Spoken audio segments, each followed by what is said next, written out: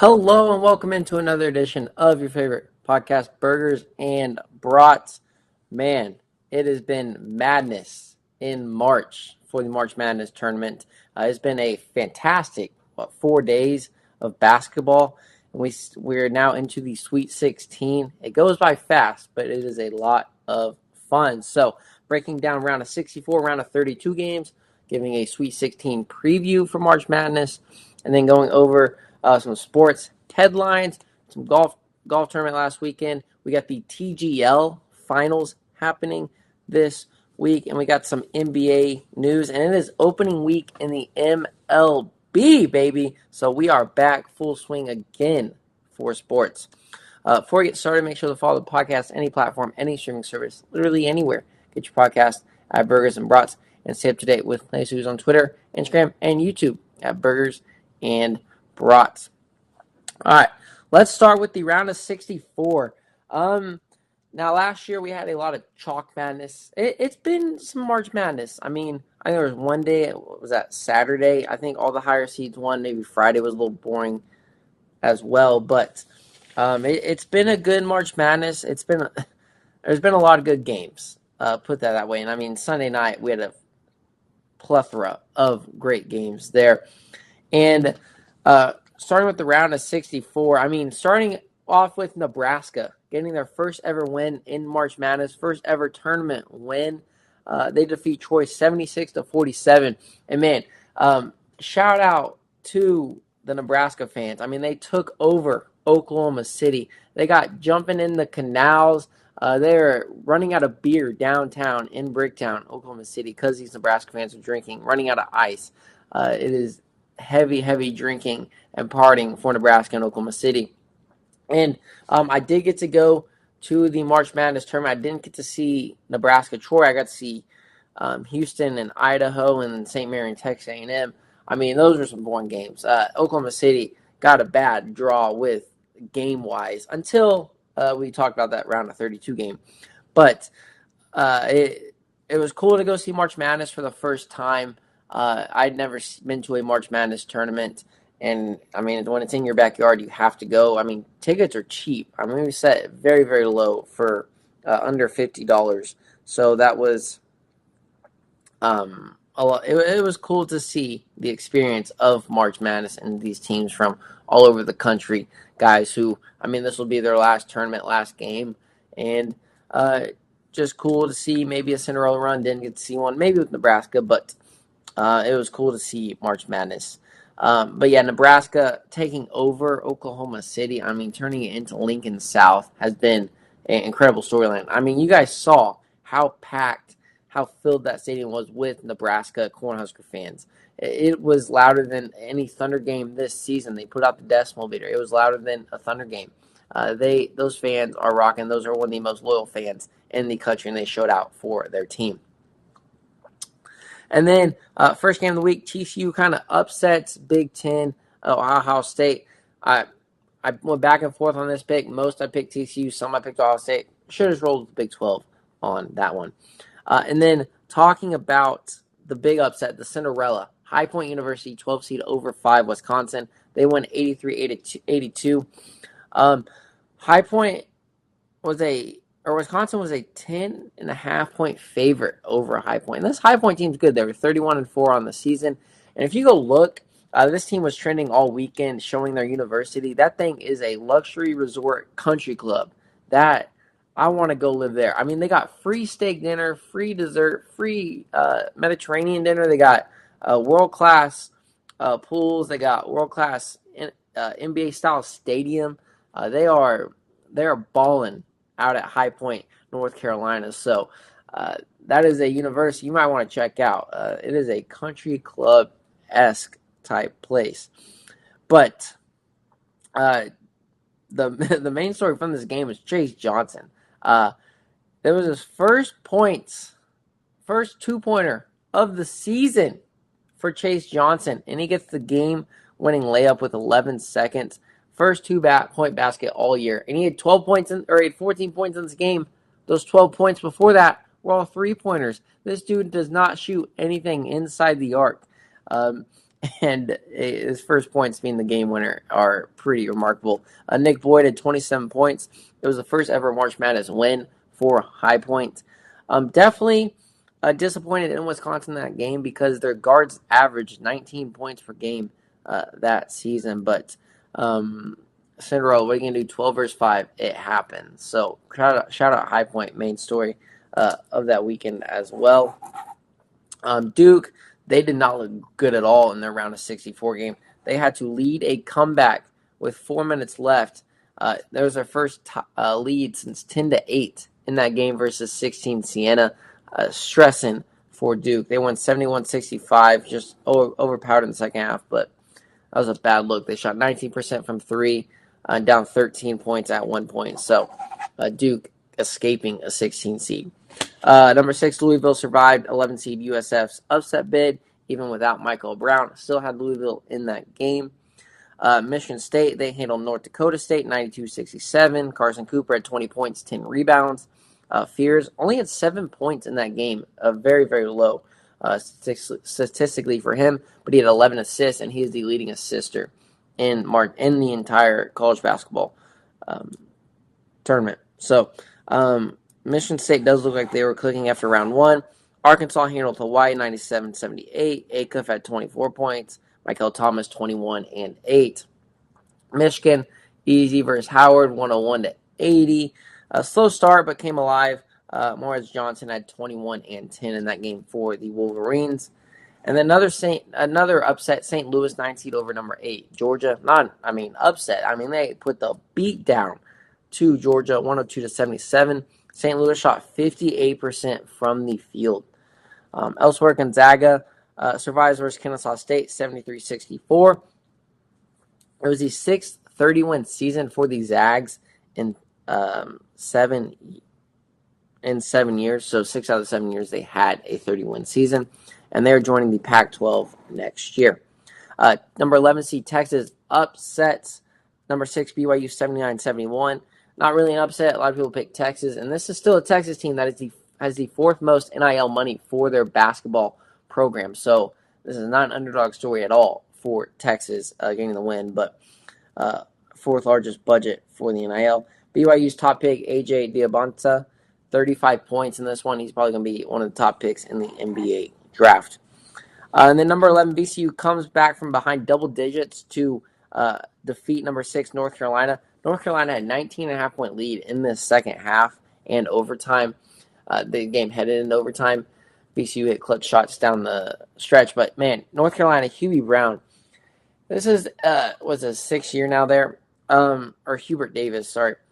His job is in jeopardy. They are going to talk about whether he is going to be retained as the Tar Heels head coach. 3 of the last 4 seasons they've lost in the first round. And if you guys remember, a few years ago, they're up 15 in the national championship game to Kansas, 40-25. They ultimately blow that game in the national championship game. And, man, Hubert Davis, he does like to blow a lot of leads. And his job should be in jeopardy. I think they should. 3 of the last 4 years from North Carolina, losing in the first round, you don't really keep that and want that to stay, be the norm for the Tar Heels. So I would not be surprised if he is let go of his job.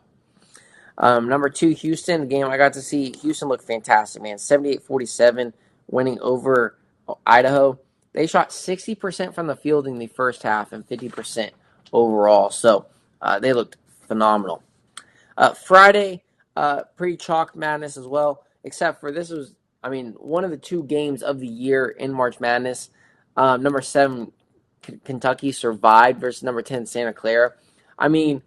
Oh my gosh, this game, emotion. Santa Clara hits the go-ahead shot to go by 3 with, 3 seconds left. And Otega Owe hits the half-court buzzer beater to off the glass to send it into overtime after we all thought Santa Clara was advancing to the next round. Kentucky eventually overpowers them in overtime. Just more physical, stronger, deeper of a team than Santa Clara for those extra legs in OT. And Kentucky gets the win. But, man, what a game that was with the emotions in those final seconds. Heck of a game back and forth, but Kentucky survived to advance over Santa Clara. That game, fantastic. Number 1, Florida.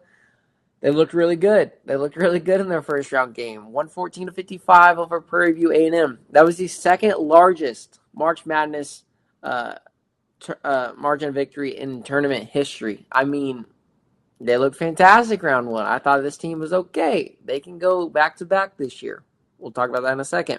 They shot 75% from the field in the first half and 64% all game. I mean, there's no way this team lost, right? In round of 64 on Friday as well. UConn 82-71 versus 15 Furman. That a little sketchy there for UConn.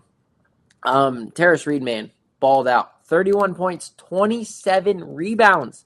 Third player ever in March Madness to do that. First time since, I think, 1960.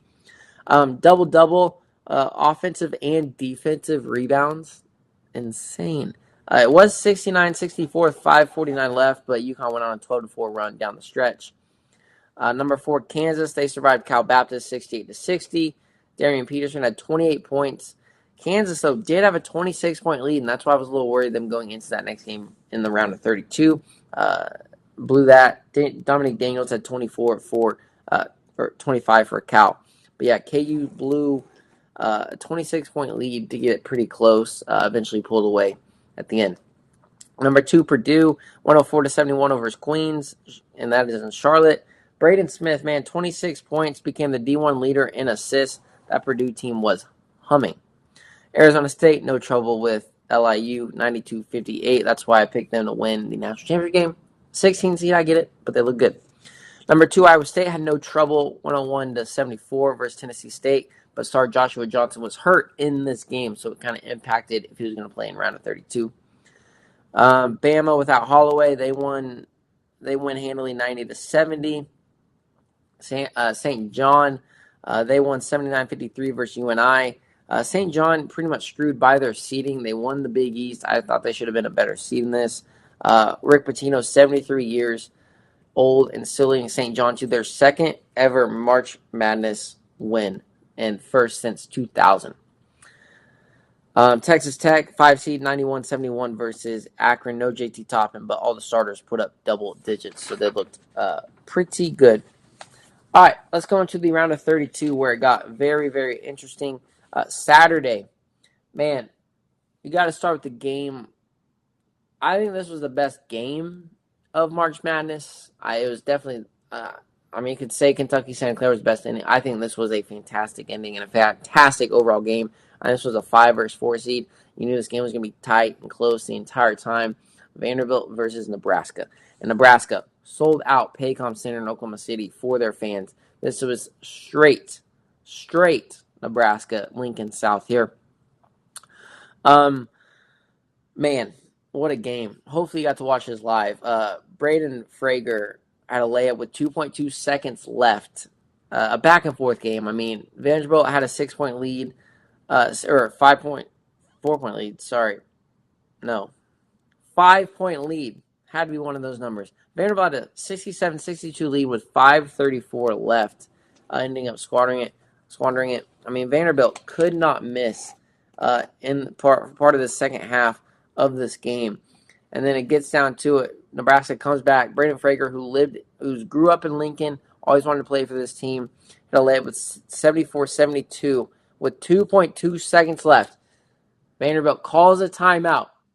And then Vandy's Tyler Tanner, who had 27 points on the game, who is known for shooting those what could be game-winner shots and at least hitting rim. He gets the ball. Oh, he's on the right side of the court, half court. Heaves up a prayer off the backboard into the basket, hits the front rim, hits the back rim, bounces out, and Nebraska got what they came to see for. And, man, I mean, the ball was inside the basket. And it just had to be the PSI was way too high. It was overinflated. That is what makes sense for that ball to not go in. Because if you go look at it, that ball was inside the hoop, inside the rim. Insane, man. All 18,000 Nebraska hearts sank for a second, like, oh my God, no way. We came down here and this is how we're going to lose. And heartbreak, what a Nebraska way to lose. But no, somehow the ball goes out and you just watch all the reactions. You're like, wow, no way. So that was one of the best games we've ever seen in the tournament. I mean, just back and forth and then coming down to the final shot like that. Elsewhere on Saturday, number 1, Duke, again, stiff coming out into the game. Only a 4-point lead at halftime versus number 9 TCU. Turns a 43-24 second half versus the Horned Frogs. Duke shot 61% from the second half. Cam Boozer, 19 points like the first game. So Duke, they're coming alive in the second half, but man, you cannot keep these slow starts and expect to go far. Number 1, Michigan, they had help everywhere as they win 95-72 versus St. Louis. Lindenberg, 25 points. Johnson Jr., 15 and 8.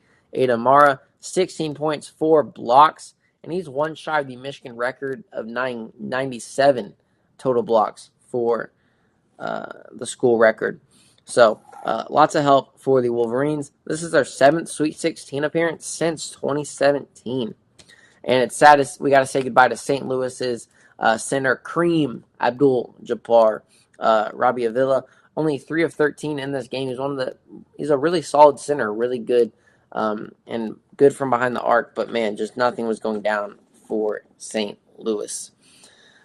Arkansas, they escaped the Cinderella. Clock strikes midnight for High Point, 94-88. Acuff Jr., man, this guy's a baller. Freshman, 36 points. He is getting what he wants when he wants the last few games. This game was fantastic, though. I mean, 17 lead changes in it. We knew High Point was going to bring a fight. Calipari for Arkansas reaches the 17th Sweet 16, and that's the problem for High Point. They weren't playing Kentucky's Calipari. They were playing Arkansas Calipari. So if it was Kentucky, they would have won this game. Malik Thomas also had 19 points for Arkansas. High Point's Rob Martin had 25 points in this one, and he was recruited by Cal at Kentucky, but is at High Point now. It was tied at 83 with 3:17 left. Just sad to see High Point go. Arkansas just a little more clutch down the stretch. Number 11, Texas. They beat number 3, Gonzaga, 74-68. Underperformance by the Zags yet again.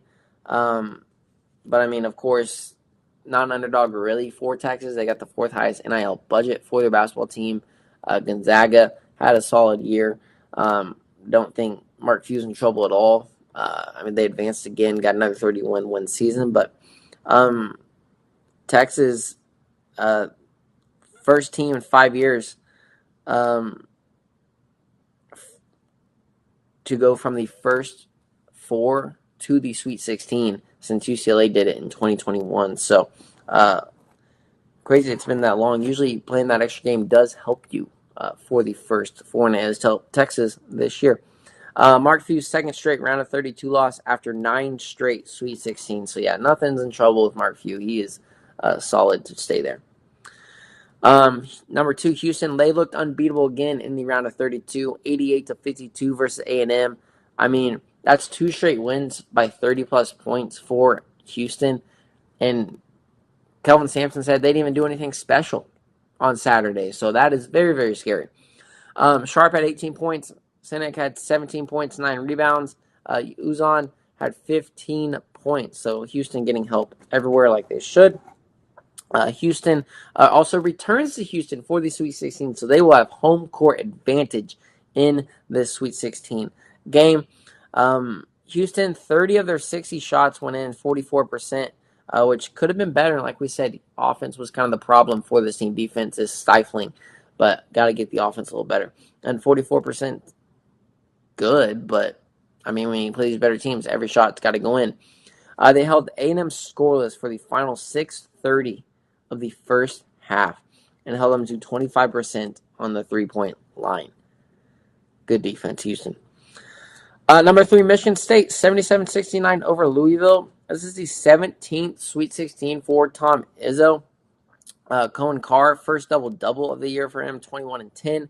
Jeremiah Fears, not great shooting out again, but 16 assists in this game. He's the leading assist person in all of college basketball. He became the first Big Ten player with 10 or more assists in each of his first 2 NCAA tournament games. So better than Magic Johnson. Pretty good. They were playing very well together for the Spartans. And then finally on Saturday, number 3, Illinois playing underrated ball, 76-55 win versus VCU. Now it's a VCU team that's not as valued, but still Illinois is playing very under the radar. They are playing very good basketball with Brad Underwood. It's their second Sweet 16 in 3 years, so they know what they're doing. They know, this isn't anything new for them. They're going to be overcome by the hype and the lights. Stokovich, 21 points. And this Illinois team out-rebounded VCU 45-29 and held VCU to 35% field goal shooting. So they got a great matchup coming up in the round of 32. I'm looking forward to that. And then finally, Sunday, the round of 32. Had some good games as well. Number 7, Miami holds close as their 20-plus win improvement falls short versus the Big Ten champ, number 2 seeded Purdue, 79-69. Man, Purdue, number 1 to begin the season. They finished the season 6-7 to end the year before the Big Ten tournament and then go on to win the Big Ten. So this team is playing hot at the right time in the last few weeks. And what was on the downtrend is now on the uptrend. And this is their 7th Sweet 16 in 9 years. So this is nothing new for Purdue as well. They will not be blinded by the lights, by the hype. They are going in there to win. So this Purdue team is very dangerous, and they can make a run. Number 2, Iowa State. No Joshua Jefferson in this one. Best player, one of the best players in the conference. Definitely a best player for Iowa State. No problem. 82-63 versus number 7 Kentucky. And this was a game where Kentucky had the lead 20-9 at one point, and they were up 31-30 at the half. So props to Iowa State. Down early. Don't give up. Keep fighting, and you just let the other opponent miss their shots. Looking at this stats, field goals, Kentucky went 21 of 45. They only put up 45 shots. Iowa State, they had 28 for 61. 61 shots. That is remarkable. 16 more shots for Iowa State. Kentucky also 19 turnovers, which led to 13 fast break points for Iowa State. That is not going to win you games when you turn the ball over almost 20 times. Not going to do it. And no matter who you play, even if you play a lower seed. Taman Lipsey, who grew up in Ames for the Cyclones, 26 points, 10 assists. So, it's major props for Iowa State not giving up when it looked bad early. But Kentucky, they went cold, and Ames gets the win, Iowa State. And then game of the day, number 5 St. John, who I think got screwed with their seeding. They took a 34-26 halftime lead, and you thought they were going to run away with it in this one. It was a 1-point game, though, with 1:28 left, and then St. John hits a 3 to go up 4.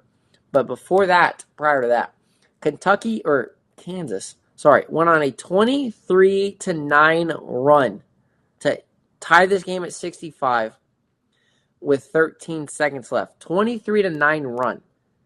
That's concerning for St. John. They give up that kind of run. And there's no bum of a Kansas team. Bill Self always has his team playing very well in March Madness. And this was an underrated team. This is a team that dealt with injuries, a team that was not as cohesive as previous teams for the Jayhawks. So this was not a great Kansas team comparatively to his other teams. But still, they're capable of a 23-9 run. So that's a little concerning for St. John giving that up that late into the game.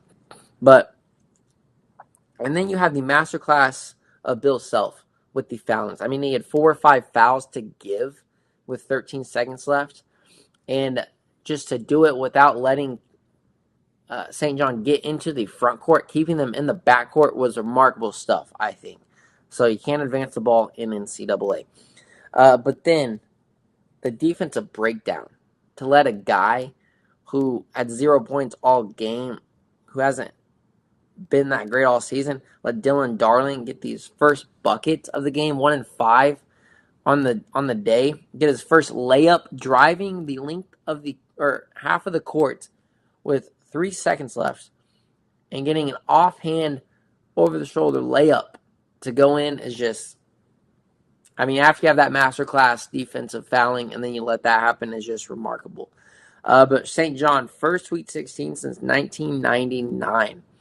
And only 6 of 11 on free throws for St. John. That does concern me as well. Got to get to the line more, and you got to make your buckets. Like I say, every March Madness, which team makes the most free throws and which team get to the line.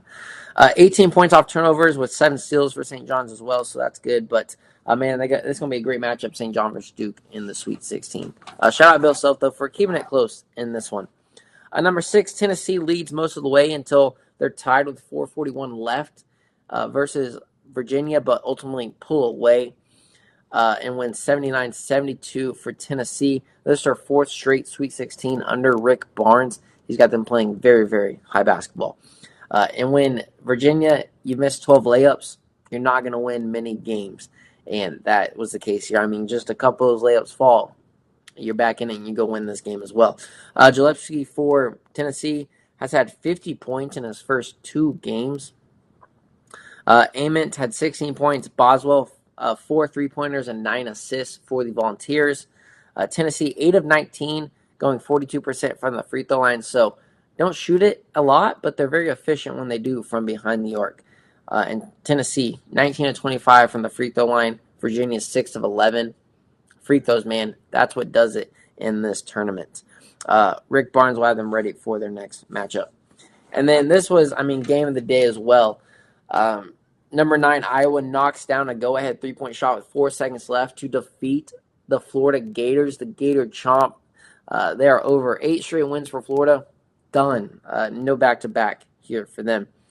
First-year head coach Ben McCollum led Iowa to their first Sweet 16 since 1999. Iowa had a 12-point lead in the second half, but squandered the lead to Florida. Florida was up 71-68 with under 2 minutes left. And, man, when you get the lead back in March Madness and your team that's been there and done that, it does not look good when you squander it like that. Iowa starters had double figures in this one.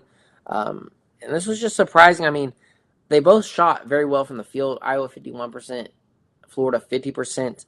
But a team in Florida had the second ever largest March Madness margin of victory the 2 days before, and you go out and lose that. A good Iowa team, but still, it's a little surprising. I do worry about Iowa's 66% free throw percentage. That has to be a lot better. Just work free throws all week. Number 1, Arizona. Jaden Bradley scored 12 of his 8 in the second half for the Wildcats. They win 78-66 over number 9, Utah State. It is their 4th Sweet 16 in 5 years. And this Arizona team, Big 12 champs, have won 11 straight games, and they're playing very, very good. Shout out Utah State, though, regular season and tournament champs of the Mountain West Conference. They fought after being down 51-33 with 5 minutes into the second half. It got back to 60-56 at one point, so shout out to Utah State getting it close. 8 of 32 on the 3-pointers, though. But Arizona advancing and still look pretty good. Just got to work on not taking the foot off the gas. Number 2, UConn pulls away late to defeat number 7, UCLA, 73-57. Alex Caravan had a career-high 27 points. That is UConn's 3-point leader. Terrace Reed back down to earth a little bit. 10 points, 13 rebounds, so not the 27 he had 2 days prior. But UConn, 47% from the field and 33% from 3. Got to get that up a little bit. Love, though, their 90% free throws shooting, 19 of 21, and they out-rebounded UCLA 36-24. 5 blocks, but 20 fouls in this game. So be careful on the fouls, but everything else looked good for Don Hurley in this Huskies team. Got the DNA to keep going, keep winning, so just do that. And then finally, nightcap, round of 32. Number 4, Bama dominates number 5, Texas Tech, without Holloway, 90-65. And that's why I picked Tech in this game. There was no Holloway the day before the tournament started, so I'm like, all right, Tech's they look good this season. They're a top 10 team. They're going to advance. No, Alabama looks really, really good under Nate Oates. They had a 49-25 lead at the half. Right Cell had 24 points for Bama. They go to their fourth straight Sweet 16 in Tech. No JT Toppin. They shot 34% from the field and 4 of 25 from three-point. What game are you going to win shooting 4 of 25? They were out-rebounded 47-35 as well. Bama had 12 offensive rebounds in the first half and 11 three-pointers. I mean, they could not miss. 19 of 42 total. Bama had 25 assists and 15 fast break points. This is a team that I do not want to face right now. Alabama looks really, really good. All right, let's go into on this day, or let's look ahead of the Sweet 16 real quick. These are going to be some really good games. 1, 2, 3, 4, 5 teams missing from my Sweet 16. So 11 out of the 16. Could have been better. Florida, obviously a shock here. Sweet 16, though, I mean, we are going to have some fantastic ball. These are going to be phenomenal down the wire games. Duke versus St. John. Michigan State versus UConn. Iowa versus Nebraska. I mean, we got the Midwest, Iowa versus Nebraska. These teams hate each other. This is going to be fantastic basketball as well. Illinois versus Houston. Arizona versus Arkansas. Texas versus Purdue. I think Purdue, I think that's the only game that you're like, I think one team is definitely going to win that. Michigan versus Bama. And then Tennessee versus Iowa State. This is maybe one of the best Sweet 16s we are ever going to see. This is straight ball, straight hoops for March Madness Sweet 16. I mean, no Cinderellas, really. We get strictly hoops. This is going to be a lot of fun. I'm excited for this starting on Thursday. Let me know which matchup you're most excited for. These are all going to be great, so I don't have a favorite one, but man, it's going to be good. Let's go on this day in history. 2020, the 2020 Olympics are postponed until 2021. 1857, the first elevator is installed. And in 1945, the Battle of Okinawa, the largest battle of the Pacific War in World War II. Happy birthday, Harry Houdini, Joseph Barbara, The Undertaker, and the GOAT, Peyton Manning. That's on this day in history. All right, let's go into some other sports headlines real quick. The women's March Madness is going on. That Sweet 16, not officially set just yet. We got some games going on tonight, Monday, but the all top seeds have moved on. 1 through 4 have moved on into the Sweet 16 so far, and pretty much expect the same thing today on Monday. Cam Scadaboo is in a little bit of hot water for saying CTE and asthma were an excuse and downplayed their effects, even though we got studies from Boston in 2023 where they found that more than 40% of the youth, high school, and collegiate athletes who were exposed to repetitive hard impacts from contact sports and died before the age of 30 were diagnosed with CTE. So, not a good look at all for Cam Scadaboo when we know the impacts of CTE and asthma. They are there. They impact millions and millions of people. And yeah, it's funny, quirky to say that, oh, you don't care about CTE because you just run through a guy, and we've kind of said that about you. But, dude, gotta know where you are, and I mean, especially in the NFL, where it is prevalent in a lot of players and former players, athletes. So, not good from Cam Scotty. We did walk back and say that he apologized, but so just got to know what to say and who it affects. But elsewhere in the NFL, Seahawks extend Jackson Smith and Jigma to a 4-year, $168.8 million contract, $120 million guaranteed. It's a lot of money. LeBron James officially the most games ever played in NBA history at age 41. And oh my God, this guy, I mean, Lakers have won 9 straight. He's looking really good. He's scoring 30 points a game, or he's averaging 25 points a game actually right now. This guy could go till he's 50. I swear. This guy does not need to retire. He can stay until 50, in my opinion. He is balling out that good. Kevin Durant passes MJ for the most points all time, fifth. He's 37 years old, averaging 25 points per game. And I could see him playing a lot longer as well. I mean, he doesn't take the physical toll on his body as much, more of a spot-up shooter, but can, of course, ISO and get to his spots. But looking at the math on this one, somebody did the math. It wasn't me. I'm not that good at math. But math says he can pass Kobe next year, pass Karl Malone in 2 years, and he would be 41 when he passed Kareem Abdul-Jabbar. So it's possible he keeps playing for another 4 years as well, like LeBron. And man, LeBron, don't stop. You got to wait till KD retires, dude, because you don't want your record broken. But all fun in the NBA. Looking at the standings, we're less than a month away from the NBA playoffs. In the East, no Cade Cunningham right now still, but they saw Pistons sold a 4.5 game lead over the Celtics. Knicks right behind at 3 spot. Cavaliers at 4, followed by the Raptors and Hawks in those final non-play-in spots. In the play-in, we got the 76ers, followed by the Magic, Heat, and Hornets. So, looks like those will be your teams in the playoffs. Bucks 4 games back of making the play-in. Just don't know how that will go, what they're doing with Giannis. In the West, you got the Thunder still atop at 56 and 15, but the Spurs 3 games behind at 53 and 18, and it is a 2-man battle for that 1 spot in the West. I don't see anybody catching them. Lakers are in that 3 spot, but they're 10 games back of the Thunder. Rockets, Nuggets, and Timberwolves round out the final playoff spots.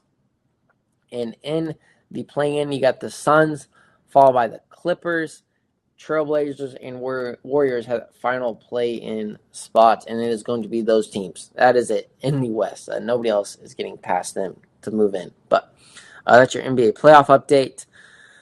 Elsewhere around the sports world, Syracuse men's basketball hires Sienna's head coach Gary McNamara, former Syracuse player, coming back to be their next head coach. The Valspar Championship down in Florida, Matt Fitzpatrick redeeming himself from last week, birdieing hole 18 to win the Valspar instead of bogeying like last week to lose the Players Championship game. But Matt Fitzpatrick, man, I love watching him play golf. He's got his 3rd career win on the PGA Tour, and that has got to feel especially sweet after last week. Xander and Sanjay M finished at 8 under. Jordan Spieth, 6 under. Tony Finau, Brooks Koepka at 4 under. And Justin Thomas at 2 under. Some notables that missed the cut for this weekend: Wyndham Clark, Ben Griffin, Victor Hovland, the defending champ, and JJ Spawn all missed the cut. The Masters are in 3 weeks, so we are looking forward to that. MLB opening day is Wednesday. We are here. Yankees versus Giants. Watch that game, 8 p.m. Eastern on Netflix. It's going to be a lot of fun watching that. And we get some primetime games on NBC this week as well. Thursday primetime will be Pittsburgh at the New York Mets at 12:15. And then nightcap will be Arizona at the Dodgers at 7:30 on NBC. Opening series, kind of the top opening series from the week, will be division rivals Cleveland and Seattle, Detroit at San Diego, and then Minnesota at Baltimore. So those are your opening series to look forward to for the opening week of baseball.